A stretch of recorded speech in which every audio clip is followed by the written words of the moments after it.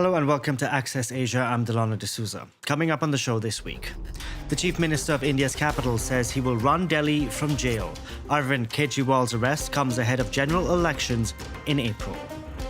Campaigning kicks off in South Korea as the country also readies for parliamentary polls, this in a tense climate following recent attacks on political figures. And singles in China seeking love are turning to artificial intelligence for company. We begin in India, where the Chief Minister of Delhi says he will continue to run the National Capital Territory from jail. The statement from Arvind Kejriwal comes following his arrest for corruption. He claims the charges investigated by India's powerful enforcement directorate are fabricated. Kejriwal is the leader of the opposition Aam Aadmi Party, and his arrest comes in the run-up to general elections due to begin in April. We can now bring in Louise Tillen, Professor of Politics at King's India Institute. Good to have you with us here on the program today. Now, we've had three figures from the Aam Aadmi Party who are behind bars, the latest, of course, being Delhi's Chief Minister. What do you make of the timing of Kejriwal's arrest?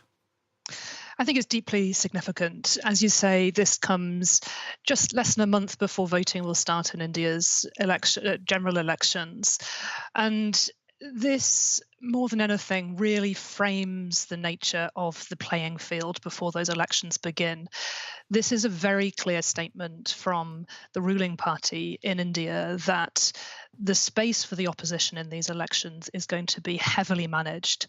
And we've seen not only in recent days the arrest of Delhi's chief minister, we've also seen the bank accounts of the Congress party having been frozen.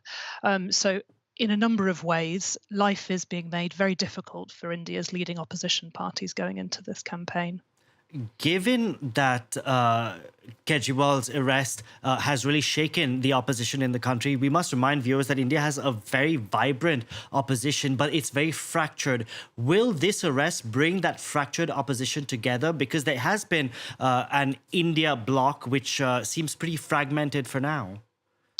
That's absolutely right. So in some ways, this offers that fragmented opposition alliance a chance to rally together. And that, at the moment, is what they seem to be doing. The reason that the opposition, in part the reason that the opposition is fragmented, is that this alliance brings together a whole host of regional parties that have their stronghold in just one Indian state. The Aam Aadmi Party is a little unusual in that it governs in two states, in Delhi and in Punjab. But most regional parties just have a firm base in one state. So by its very nature, the opposition to the BJP is fragmented because of India's regional diversity. Even the Congress party, which is part of that main India alliance, only now governs in a handful of states. So increasingly, it also looks a little bit like a meta-regional party, even though it is the party with the biggest claim to having national status. So the big challenge for the opposition parties is really how they come together in this moment. Of course, the fact that Kejriwal has been arrested on charges of corruption in some ways makes that task more difficult because they themselves don't want to be framed as supporting a corrupt leader. And that is a bind that has almost been deliberately created for them. I want to ask about the global reaction because we have had a muted reaction so far from Berlin, from Washington. Do you feel that the reaction has been this muted because of the importance placed on India as a democratic alternative to China? Yeah, I mean, I think we've obviously in the last few days seen India reacting quite strongly to some of those quite muted statements that have been made in Washington and in Germany about the need to respect the rule of law. These are, not strong statements by any stretch of the imagination. I think also it's been quite striking to me that there's been very little international media coverage of Kejriwal's arrest. I think this is a real turning point in India's story of democracy, but it seems to have received relatively little press attention internationally. And I think, as you say, partly that reflects the West's interests in maintaining the image of India as the world's largest democracy, a counterpoint to China. But also, I think it probably reflects to some extent a sense that the narrative of democratic backsliding in India has almost been now baked into the way that elections are thought of. So it's not seen as something new to report on. But actually, I think what's happened over the last week or so is a very important turning point, which deserves greater international scrutiny. Now, Narendra Modi is seeking a third term in office. He's very popular. Some polls even suggest his popularity is at over 70%. Given that, why does he need to strangle the opposition in this way? Why freeze bank accounts? Why jail opposition leaders? It's very peculiar, isn't it? And of course, we see this in other countries with more overtly authoritarian systems of government, that ruling elites remain very nervous about preserving their hold on rule and their legitimacy. And so one could read this crackdown on the opposition as really demonstrating nervousness among the ruling party, despite, as you say, Modi's very healthy poll ratings. Recently, the Indian Supreme Court banned a murky election funding system known as electoral bonds. Revelations show that the BJP benefited the most from this system. And it also shows the cozy relationship the party has with corporate India. Will this data that's now out in the open change anything at all? So I think many people noted that the timing of Kejriwal's arrest came just after this electoral bonds data had been made public. And what that data showed not only was the pattern whereby, big corporates had donated in larger quantities to the BJP, but it also showed a pattern whereby a number of companies had received visits from the Enforcement Directorate, the same body that has arrested Kejriwal, and in the days following those visits had then gone on to buy electoral bonds, which were encashed by the BJP. So there was quite a lot of noise around, the idea that actually that there was something like an extortion racket being exposed here. And that story has been somewhat put into the sidelines as a result of Kejriwal's arrest. Will the electoral bonds issue cut through publicly? Will Indian voters, use it in the way that they evaluate the government? That I think we don't know yet. We haven't seen any surveys since the campaign has begun, so we don't really know how far it has cut through. But my suspicion is it probably won't really shift mass public opinion going into these elections, although it, of course, remains part of the media discourse around them. Louis Sillin, thank you very much for joining us on the program today. Now, campaigning has kicked off in South Korea ahead of parliamentary elections. However, the country's political scene has gotten more polarized after political violence in recent months. France 24's Justin McCurry and Yuri Bay report. In January, Lee Jae-myung, the leader of the Democratic Party, was stabbed in the neck by an unknown assailant.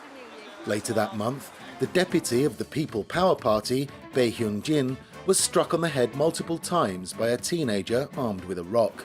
We meet Bae several weeks later as she hits the campaign trail ahead of National Assembly elections on the 10th of April. I thought I was going to die because I didn't know what my attacker was hitting me with. It turned out to be a rock, but I didn't know that at the time. It could have been a dangerous weapon. That's why I was so scared. I must admit that my heart beats faster when I'm out in public. I'm a little traumatized. I feel a bit scared even today, but I try to overcome it by meeting people.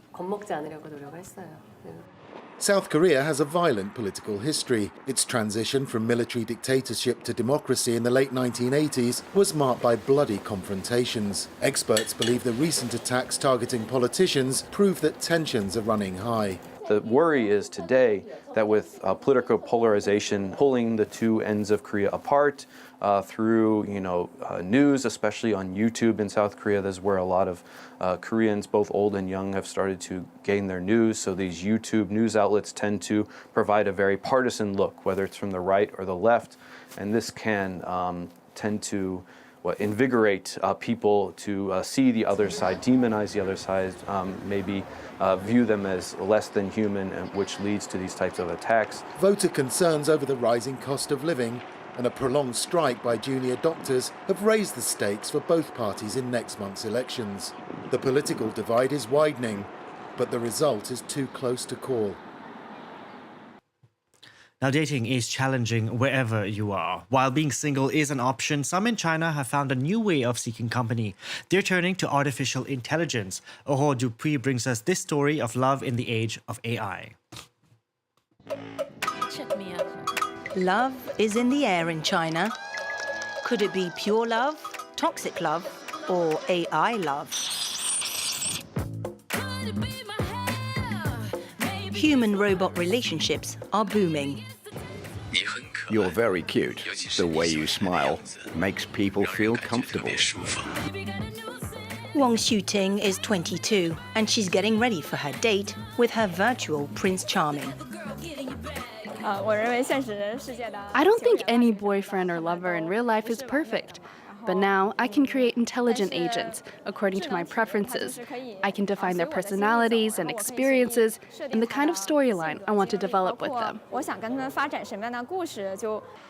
Just like any dating app, Wang can choose from hundreds of lovers, pop stars, CEOs, and even peculiar ones like knights or immortals. For Wang, artificial intelligence meets all her needs. Real people rarely say words like I like you or I love you. They may have the feelings deep inside, but they won't express it. However, intelligent agents easily come up with positive words like you're the best, you're cute, I really like you. In large cities, young people often feel caught up in the fast pace of life. Long working hours, no time to socialize, or too shy to meet anyone. Many turn to AI partners, a virtual shoulder to cry on. The most important thing is to supply our users with a secure and reliable confidant. Not everyone's fortunate enough to have their family and friends by their side 24 hours a day. AI can. Although the robot lover comes up with some realistic comments, there is a 2 to 3 second gap between questions and answers, which for Wang isn't an issue. That's it for this edition of Access Asia. From all of us on the team, thank you very much for watching.